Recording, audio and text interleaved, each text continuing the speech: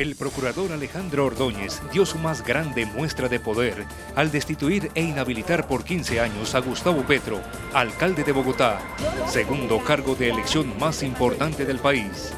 Muchos se preguntan si con esta sanción el procurador rebosó la copa y se debe reformar su cargo para establecer nuevos límites, como por ejemplo, que le sea imposible destituir funcionarios elegidos popularmente.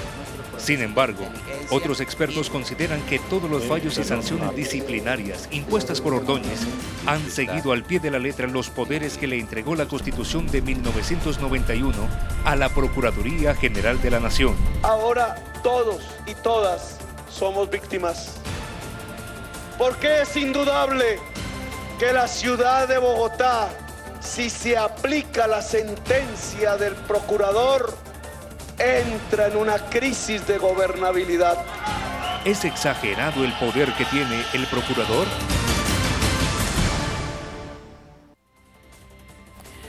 Muy buenas noches y bienvenidos a Semana en Vivo. Por segunda vez desde que el procurador destituyó al alcalde Gustavo Petro, el burgomaestre salió a la Plaza de Bolívar, arengó a una multitud, inmensa multitud. Pensaban que iban a llegar 500.000 personas y realmente, ¿qué? 500.000, no, 50.000 personas. Y llegaron una cantidad de gente y volvieron a llenar la mesa, la plaza. La situación sorprende a muchos y cada día va cambiando. ¿Hacia dónde va a llegar o hacia cuáles son, digamos, cuáles son el norte o cuál es el norte a que nos va a llevar esta destitución que fue víctima el alcalde Gustavo Petro por parte del procurador? Ese es un poco el debate que hoy tenemos aquí. Para eso hemos invitado a estas personas. Miren bien. Nuestros invitados de esta noche son Angélica Lozano, candidata a la Cámara por Alianza Verde; Carlos Fernando Galán, candidato al Senado y jefe de Cambio Radical; Guillermo Rivera, representante a la Cámara por Putumayo. ¿Es exagerado el poder que tiene el procurador?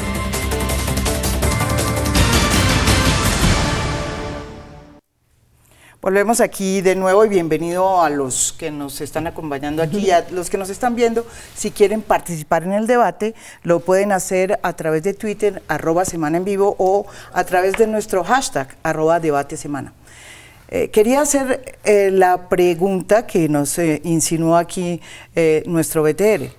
¿Tiene demasiados poderes el procurador, Guillermo? Yo creo que sí, creo que no el procurador, la institución disciplinaria. No el procurador Ordóñez, no vamos a personalizar aquí el tema porque... Sí, la Procuraduría... Por lo pronto no, pero la Procuraduría. Sí, la Procuraduría la de Ordóñez, la de Edgardo Maya, la de Jaime Bernal, tiene mucho poder porque tanto la Constitución y el desarrollo legal así se lo ha otorgado.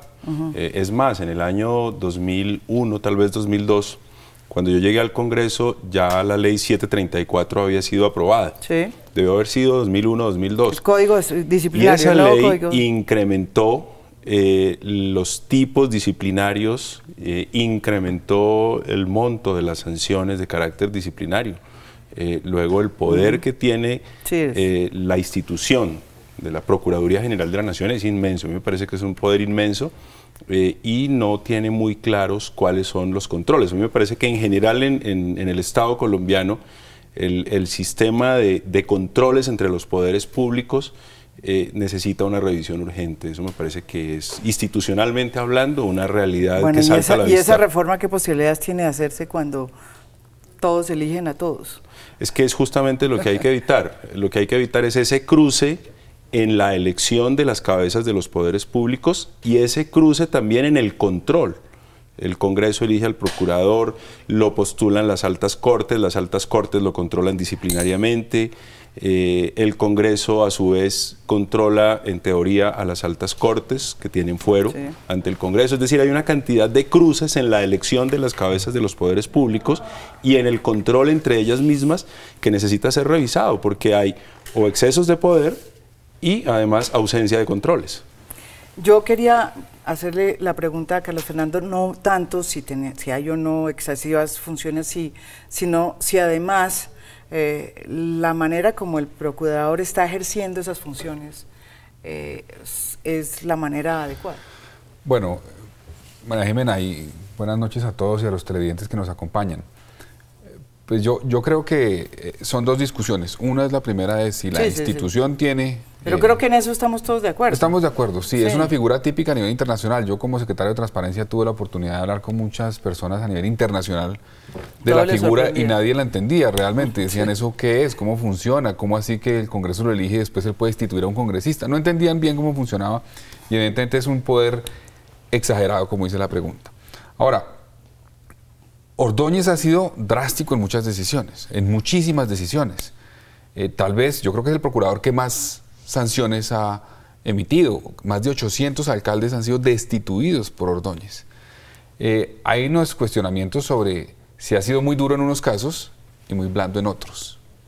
Lo acusan de intereses políticos eventualmente o de cercanías políticas para no tomar decisiones en unos casos y ser muy drástico en otros. Pero yo sí creo que hay que reconocer que él tiene ese poder hoy. La discusión sobre si puede hacerlo o no, deberíamos superarla y deberíamos empezar a decir, ¿debemos cambiar eso en el país o no? ¿Es conveniente para Colombia o no?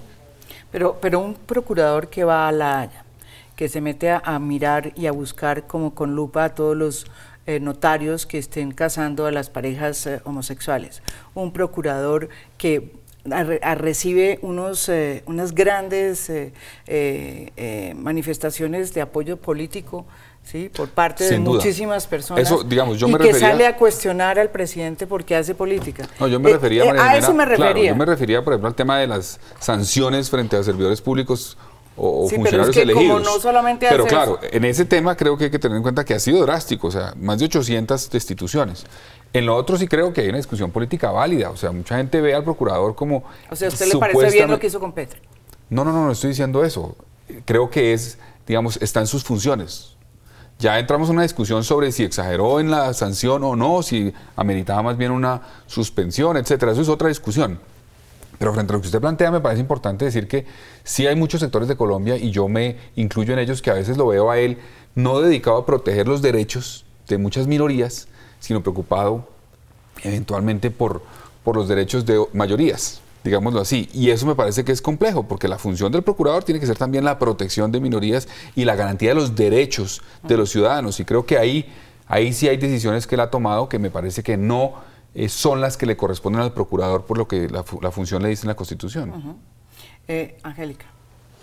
Mire, la discrecionalidad del procurador, de la Procuraduría, es el peligro. Le doy un ejemplo. Su hija se va a casar pasado mañana. Llega un procurador, soy el procurador judicial y usted no se puede casar con esa mujer.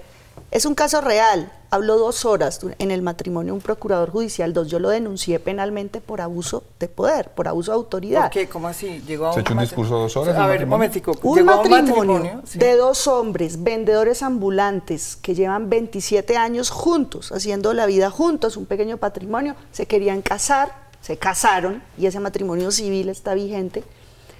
Y el procurador judicial segundo hizo solicitudes en ese matrimonio y en muchos otros, recurso 1, recurso 2, 3, 6 recursos para impedir ese matrimonio. Una jueza valiente que hace valer la independencia judicial le negó todos los recursos. Al momento del acto, de la ceremonia, el señor ya había perdido todos los recursos, el procurador. Tomó la palabra 2 horas. Yo no sé, Guillermo, el matrimonio de su hermana, que llegue un funcionario público, vengo a hablar 2 horas porque esa señora se está casando con otra señora. De ese tamaño es la discrecionalidad. Se puede meter en cualquier proceso judicial, sin rendirle cuentas a nadie y sin criterio. Una hipoteca allí, una condena en otra ciudad, un pleito comercial, es libre, puede escoger a dónde se mete. Imagínese ese poder en cualquier rama Angélica, de la justicia. Una pregunta ahí es, ¿lo puede hacer constitucionalmente?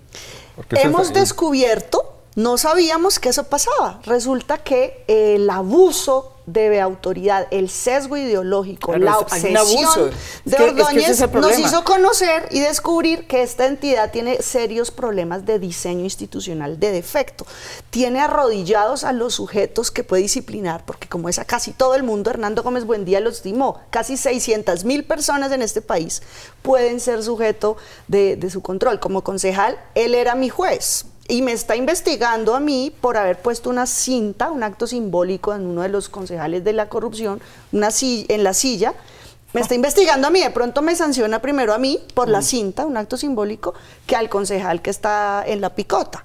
Entonces, descubrimos con Ordóñez por su sesgo y tiene arrodillado a los sujetos. En su matrimonio pasó todo el país poderoso, que estoy seguro no saben el nombre de la hija del procurador a cuyo matrimonio fueron religiosamente a bajar la cabeza. Todos los investigados, además. En la misma época, en un matrimonio como el de Fritanga, más o menos, con la ostentación. El procurador, por su estilo y su talante, nos hizo descubrir a los colombianos que no lo sabían, otros lo sabíamos, las mujeres y los homosexuales, llevamos años diciendo, esto no es contra nosotros, esto es contra la sociedad. Pero tuvo que pasar algo en el centralismo de Colombia, tuvo que pasar algo tan arbitrario, con unas medidas administrativas mal ejecutadas. Chuliemos ese tema, el alcalde se equivocó, pero nunca eso da para destitución. Esto es un tema ya recurrente, somos muchos, y yo me incluyo también, los que hemos cuestionado la manera como los abusos de poder del procurador, pero al punto que se volvió casi que una pelea de unos muy pocos, y los partidos, por el contrario, avalaron siempre al procurador. El Partido Liberal, el Partido Conservador. 80 senadores lo religieron. 80 senadores lo religieron en una manera apoteósica. Cambio Radical creo que también lo religió. Creo que la mayoría sí lo acompañó. ¿Es verdad? O sea, esto arrancando por Petro, que lo eligió la primera vez, ¿no? En el primer periodo. En un acto de pluralismo. Yo pienso distinto a él, él puede. No, Petro lo defendió a morir también. Defendió ese... Yo creo que Petro también está... Yo no voté por una presidencia. Pero yo creo haberle escuchado a Petro una declaración. Puedo estar equivocado, pero digamos que alcanzo por allá en mi memoria a recordar una frase cuando alguien le reprochó su decisión. Y él dijo, yo quería dar una muestra de pluralismo.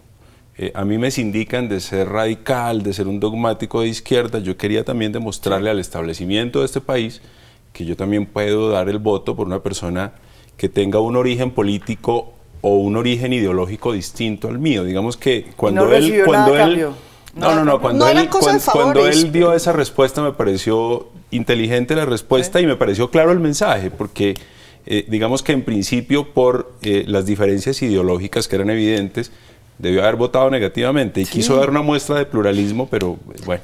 A mí no me gustó ese voto, demasiada generosidad, pero lo eligió la primera vez. 4 años lo padecimos los colombianos y hace un año exactamente en diciembre, 80 de 100 senadores lo aplaudieron. Hay que ver el ritual que se le rindió y lo reeligieron porque tiene un poder nominador de tener procuradores delegados con sueldos de 20, 25 millones de pesos, que en principio eran de libre nombramiento y remoción. La Corte Constitucional le da una orden de llamarlos a concurso y se niega reiteradamente. El procurador, otro episodio que tenemos claro las mujeres y los homosexuales, es que rechaza cumplir las sentencias de la Corte y las desafía. Bueno, esa ha sido una de las discusiones desde el comienzo. Volvemos a, después de esta pausa, aquí en Semana en Vivo, no se vayan. Estamos hablando sobre los efectos del fallo, o no del fallo, de la institución del alcalde Gustavo Petro por parte de la Procuraduría.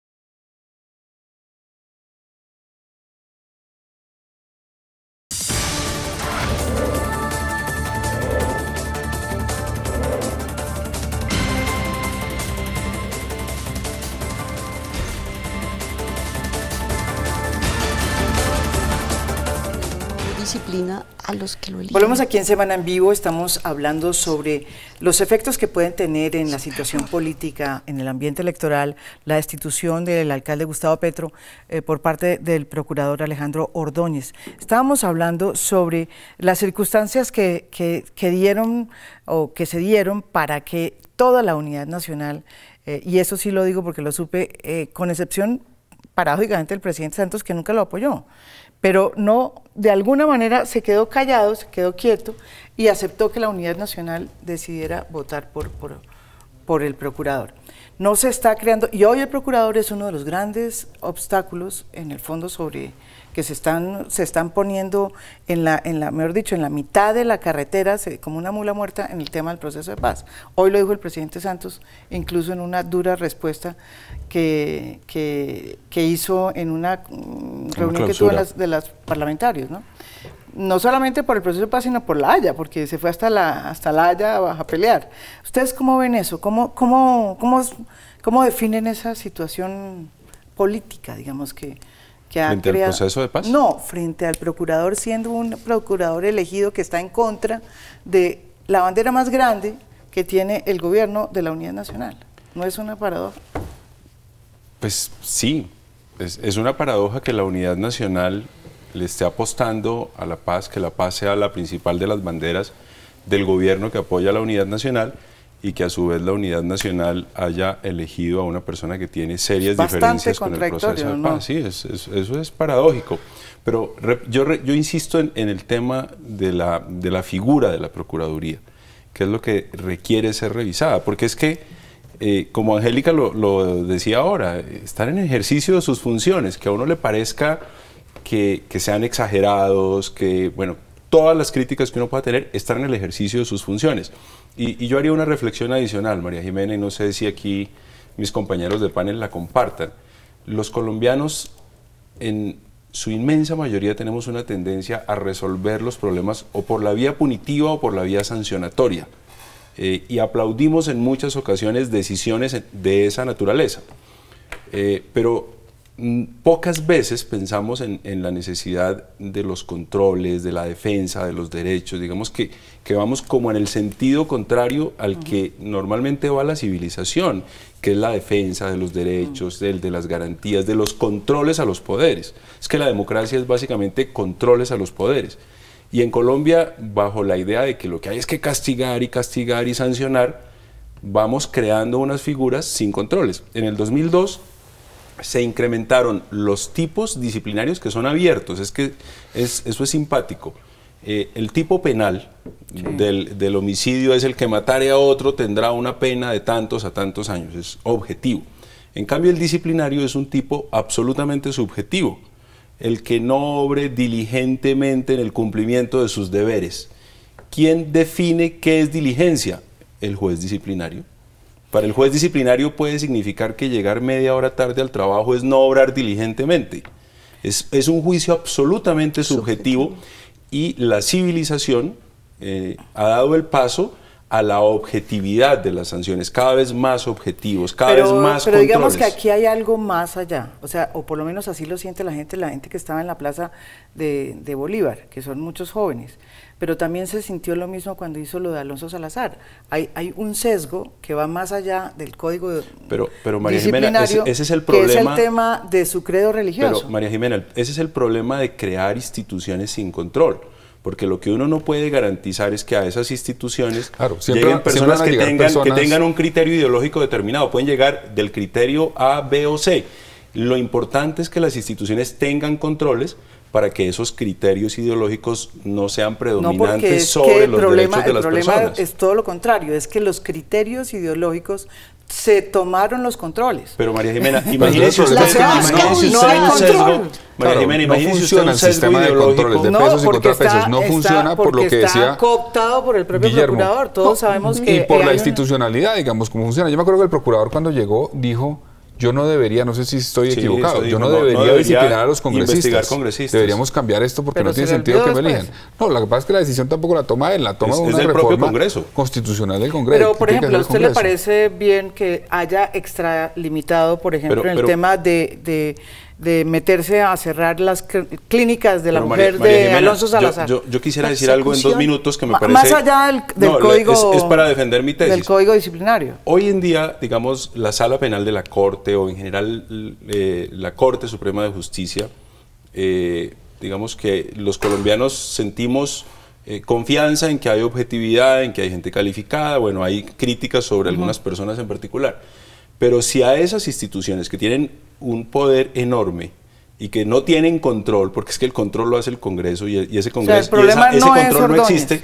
Si allá llegaran personas con un criterio ideológico, pues podría ocurrir lo mismo que estamos diciendo aquí sobre la Procuraduría. Yo insisto en que el tema es institucional. Yo creo que quien siempre debe pensar de esa forma, de manera institucional. Y ahí puede encajar, digamos, cualquier persona, pero que haya un sistema institucional que permita que cuando pueda haber una intención de abusar del poder, se los pongo de otro lado. Porque bloqueen. yo quiero pasar Quedó un poco mal hecha, del sin duda la Procuraduría. Tiene unos defectos. Mire, el personero de Bogotá es elegido por el Consejo. Eso hay que cambiarlo porque es una corruptela, un regalo, favores, puestos, etcétera.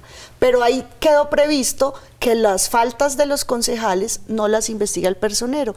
Hay un claro olvido a nivel nacional, por ejemplo, en la equivalencia con congresistas. El procurador. El procurador. La reelección. En la Constitución está la no reelección del fiscal, del contralor. Sorpresa, se olvidó poner la reelección. Entonces, eso quedó mal hecho, esa figura en la Constitución. Nos damos cuenta tarde, sí. ¿Por qué? Porque los anteriores procuradores no abusaron de esta forma. El sesgo de él tiene que ver con esa rosca. Es que ha defendido las pensiones exorbitantes por fuera de los salarios, hicimos reformas constitucionales y él defiende los privilegios descaradamente. El procurador Ordóñez siempre está del lado de los más fuertes y del lado del abuso. Pensiones de los altos magistrados, siempre contra los más débiles. En minería, en un municipio, un caso inédito y maravilloso, Piedras, Tolima, consulta popular, gana el pueblo diciendo no a la explotación minera. ¿Y quién está ahora defendiendo la minera? La Procuraduría. Entonces, aquí el sesgo ideológico y en favor de los ricos y de los negocios, Interbolsa, los vamos a pagar usted y yo con mis impuestos. ¿Está medio dormido? Despierte. Gracias al procurador, esa sanción injusta al superintendente es para que lo que se robaron estos de cuello blanco lo paguemos usted y yo. Usted de modo mencionaba, que el procurador María Jimena, tiene sus el tema regalos. de las clínicas en Medellín. No fue por eso, entiendo que fue destituido. No, pues Alonso. Obviamente por eso no fue. Fue por el tema de la participación en política, por haber denunciado, porque sí, Alonso de participación en política. Pero yo lo que le quería decir Alonso denunció un hecho y que él consideraba ilícito de un candidato que tenía relaciones con la Albaquerim, claro, y lo acusaron, o con la mafia. Y lo acusaron y en lugar de investigar sobre eso, lo acusaron. Claro, pero lo que quería decir era que en ese caso y el de las clínicas, inclusive lo que uno buscaría es que la institucionalidad permita frenar ese tipo de abusos. Digamos, ¿pero cuál institucionalidad? Lo que uno esperaría, estoy diciendo. Y el problema que es que en Colombia no funciona. Pues es como la comisión de acusaciones que dice Angélica, exactamente, eso no funciona. O nos vamos a decir que eso sí funciona perfecto en Colombia. Tampoco funciona. Y ese sistema, como decía el doctor Guillermo al principio, efectivamente hay que reformarlo. Esa es una de las agendas que tenemos. El problema es que, ¿cómo lo reformamos? ¿Con los políticos? ¿Vía Congreso o vía constituyente? ¿Usted Ahí cree está la discusión. Que los congresistas que son parte de la unidad nacional, que ustedes van a hacer, esperamos. O hay otra alternativa, vía Corte Constitucional. No, esperemos que él sea senador y que él sea también senador, y usted es de la Cámara. Ya hacemos el otro. No, pero hay otra vía. Miren, hay algo pero que... antes de eso yo les quería hacer una pregunta sobre ese control. Sí hay controles, Carlos Fernando. El control penal es el de la Fiscalía. O sea, hoy perfectamente la Fiscalía puede iniciar una investigación por abuso de poder contra el procurador. Y lo mismo el Consejo de Estado en el tema disciplinario. No, yo no digo que no haya, que no exista. La gran pregunta es ¿por qué no se funcionan? ¿Por qué no operan? Eso es lo que pasa. Mire, le digo. Y no operan muchas veces por esos cruces que mencionaba Guillermo al principio. Cuando existen esos cruces es lo que impide que operen. Yo le digo, artículo 417 del Código Penal, abuso de autoridad. Yo fui y denuncié penalmente a la Fiscalía al Procurador Judicial que se fue a amargar ese y todos los matrimonios homosexuales que ha podido. Y la Fiscalía está evaluando si ese Procurador Judicial tiene fuero. Entonces yo le mandé el memorial, el artículo, y dije, sí tiene fuero, asúmalo, fiscal delegado ante la Corte, asúmalo. Estamos esperando a ver quién le pone el cascabel al gato, cuándo se mueve. Yo quería proponerles otro tema, un poco entrando ya más allá, pasando varios puntos, es ¿cuál es el significado real a la luz de una campaña electoral muy difícil, compleja, inusitada, nueva, pues porque nunca habíamos visto tantas personas en el Congreso como Álvaro Uribe, un expresidente, eso nunca había pasado, pero además que se está conformando como un mapa político muy distinto? ¿Qué efectos puede tener para a largo plazo la decisión del procurador Ordóñez? Lo digo pues porque por segunda vez consecutiva la plaza se llenó. ustedes opinarán sobre qué significa eso, cómo les ha parecido esas declaraciones de Gustavo Petro, Carlos Gustavo. Bueno, Carlos Fernando. Carlos Gustavo, digo yo. Es que Gustavo Petro y Carlos Fernando. A mí me parece completamente respetable que el alcalde se manifieste, que convoque a la ciudadanía en una democracia participativa como la colombiana y representativa a que lo haga. No me parece grave, siempre y cuando sea de manera pacífica. Yo creo que hay que respetar el fallo, hay que dar garantía de que pueda haber eventualmente pues, el proceso que está contemplado en la Constitución para que el alcalde pueda presentar el recurso. Eventualmente si existen herramientas como la tutela, que el mismo alcalde creo que la mencionó, o alguien del equipo del alcalde hoy como una posible vía. Me preocupa un poco que esto genere un ambiente, ya pensando en el futuro, de inestabilidad grave para Bogotá. La ciudad viene de unos procesos muy complejos de inestabilidad, un alcalde anterior no terminó su periodo, y eso puede llevar a que muchas de las cosas que, claro, el mismo Petro eventualmente tiene teorías para ver cómo las resuelve, no se resuelvan en muchos temas que la ciudad está esperando respuestas de parte de la institucionalidad. Y yo creo que a mí me ha preocupado siempre un poco esa posición de Petro de tener una figura de alcalde posando como de presidente.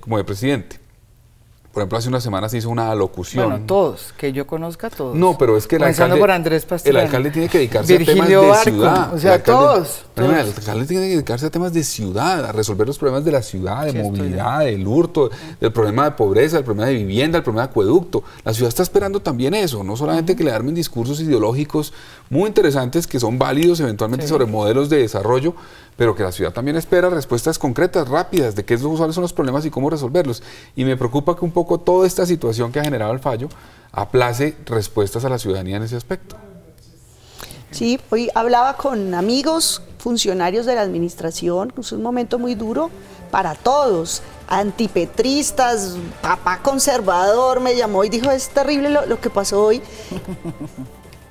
Sí, estamos al aire. Sí, es que está. Y yo creo que lo que hace la administración es trabajar, mostrar resultados, proyectar la serenidad y trabajar con estabilidad y concentrados. Los ciudadanos y las manifestaciones son importantes, son bellas, emocionantes. Yo estuve allá en la plaza anoche, yo creo que el promedio era 28 Jóvenes, años, ¿no? Gente clase media. Y la gente, muy pocos van hasta la plaza, pero la gente sabe que aquí hay una injusticia, un desafuero. Samuel Moreno casi no lo tumban y es por corrupto, casi 2 billones de pesos se robaron. A Petro le están dando muy duro, injustamente, desproporcionadamente, por unos errores administrativos. Y si va a calificar así, pues yo sí quiero ver cuándo van a tumbar al presidente por las cosas que no salen bien en su administración. Guillermo. Pues yo lamento mucho lo que ocurrió porque la verdad es que a Petro yo lo admiré en el Congreso. Me parece que fue un excelente congresista, un hombre que puso en evidencia muchos asuntos que pocas personas o casi nadie se atrevía a hacer, como los de la parapolítica, temas de corrupción también, dio una batalla contra dirigentes de su propio partido, el Polo en ese entonces, en Bogotá, por los problemas de corrupción de Bogotá. Y claro, digamos, lo lamento en lo personal, porque me parece que Petro además era un líder emblemático de la paz, un hombre que venía de la guerrilla, bueno, es un líder, sí, perdón, de la guerrilla, desmovilizado, que le apostó, que se la jugó en democracia y eso es un emblema para los colombianos. Digamos, lo lamento en lo personal. Y también he lamentado los errores que ha cometido como alcalde, porque creo que si él hubiese sido gerencialmente un buen alcalde y hubiese resuelto o entregado unos mensajes para resolver los problemas de la ciudad, pues para mi gusto eso habría sido muy importante para la democracia colombiana, porque era mostrar, como lo ha demostrado Navarro en Nariño, tanto en Pasto como en Nariño, demostrar que la izquierda también está en capacidad de gobernar y eso es importante para la democracia. Por eso lo lamento mucho y claro, se profundiza la crisis de la ciudad. Es que esta ciudad pues viene con unos problemas muy complejos que en esta inestabilidad institucional difícilmente va a poder resolver. Volvemos después de esta pausa aquí en Semana en Vivo, no se vayan, ya volvemos.